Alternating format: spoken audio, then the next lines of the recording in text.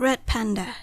These cute, furry, bamboo-nibbling endangered red panda shares a common ancestor with the black and white panda, but unlike them, they do not belong in the bear family. Remains of the red panda-like creatures have been found in Eastern Europe and North America that dates back to as far as 25 million years. For a long time, the red panda was classified as raccoons because of their masked faces and ringed tails, which helps them balance on the trees. They also used their front paws into rivers to scoop water for drinking just like the raccoons, but DNA testing has finally made scientists to classify them into a new family group called Ailuridae, which consists of the red panda and its ancestors. Other than their favorite food, which is the bamboo, they also eat insects, eggs, small birds, rodents, and fruits, better than the common panda, which only eats bamboo, but has a horrible time digesting them, since the common panda are supposed to be carnivores. Sumatran rhinoceros. They came from a 50 million years old lineage, also known as the hairy rhinoceros or the Asian two-horned rhinoceros. They are the smallest of all the rhinoceros that currently exist and has a coat of reddish-brown hair that covers most of its body. They once inhabited rainforests and swamps of India, Bhutan, Bangladesh, Laos, Myanmar, Thailand, Malaysia, Indonesia, and China. But now they are critically endangered as there are less than 100 of them currently alive. Giant river stingray. It is a stingray that lives in a river, and it can be around 6.2 feet to up to 16 feet across, 600 kilograms in weight, and has a spiky poison barb stinger that could be around 15 inches long. The barb are known to impale body parts and may even skewer and penetrate bones. The freshwater stingray have been estimated to evolve about 100 million years ago, and they live in the southern hemisphere such as Thailand, New Guinea, Borneo, and even Australia. This is because they like to live in rivers where the rivers are mostly murky for better camouflage. Like most of the animals on this list, it is also facing the problem of becoming extinct very soon. Purple frog. The purple frog is one of the longest surviving species of the frog family, where they have evolved to how they are now around 130 million years ago, thus making it the sole survivor of its prehistoric amphibian relatives. From its face, you could see that it doesn't look like a frog, rather the color, fatness, and that pink point on its face makes it look like a mole, a slimy mole. Very different from how the other frogs we know look like. They would only emerge from the underground for about 2 weeks during the monsoon season for the purpose of mating. Just like moles, they would live underground and feed mainly on termites using their tongue. Chinese giant salamander.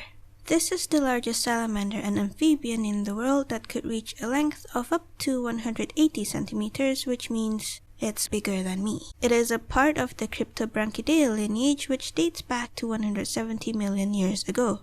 They are on the verge of being extinct, not just because of loss of habitat from pollution. They are also overhunted, as it is considered a delicacy and have been used in traditional Chinese medicine. They may get aggressive during their mating season, where the male might fight against each other to their deaths, but they don't seek to eat humans.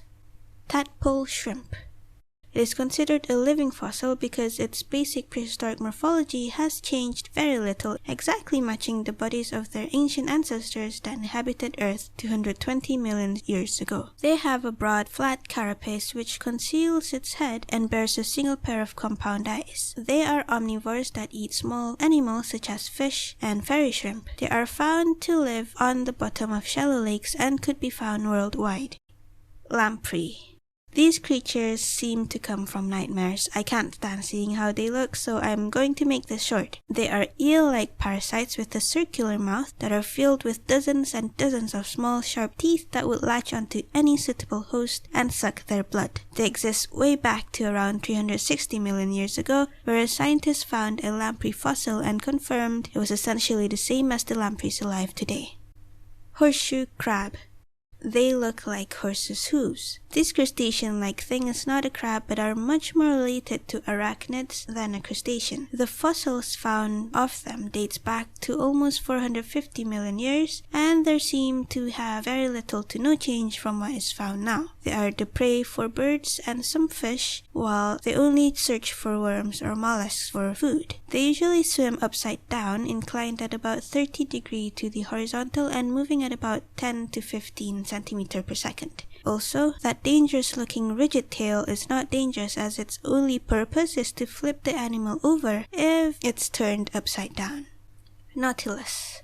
The Nautilus have been on Earth for around 500 million years. It survived a lot of major events throughout the globe all these years, but now it is finally in danger of becoming extinct. This is because it has been overfished just because of how cool they would look like for people's collection or home decoration. The way the Nautilus swim is by drawing water in and out of its living chambers and uses jet propulsion. Like a little alien submarine is what I think when seeing this creature. They are scavengers and are opportunistic predators. They may eat lobsters, hermit crabs, and carrion of any kind.